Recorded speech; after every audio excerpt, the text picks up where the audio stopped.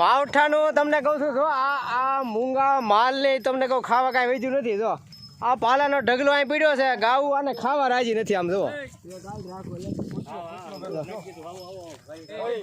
પાલો એ ગાવું ખાતી નથી. આમાં તમે આ માલની શું દશા છે એ વિચારો.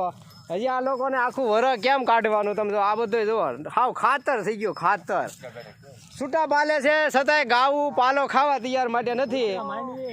બોલો, એટલે હવે આ માલધારીઓને ખેડૂને હવે આ કઈ રીતે વરસ કાઢશે ને કાંઈ સમજાતું નથી. કારણ કે ખેતરમાં કાંઈ રહ્યું નથી, આ પાલાય ખાતા નથી. પાલા ગામો ગામ હળી ગયા છે.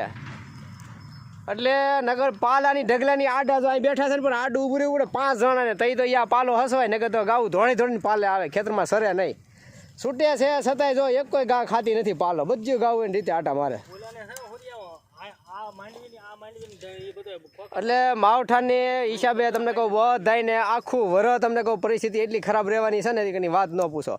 કારણ કે સરિયાણ જ્યાં હતા એ હળી ગયા બધે વરસાદના હિસાબે. હવે ખેતરમાં ક્યાંય સરાય એવું રહ્યું નથી, બીડો ક્યાંય રહ્યા નથી સરવા માટે, બીડે નથી રહ્યા.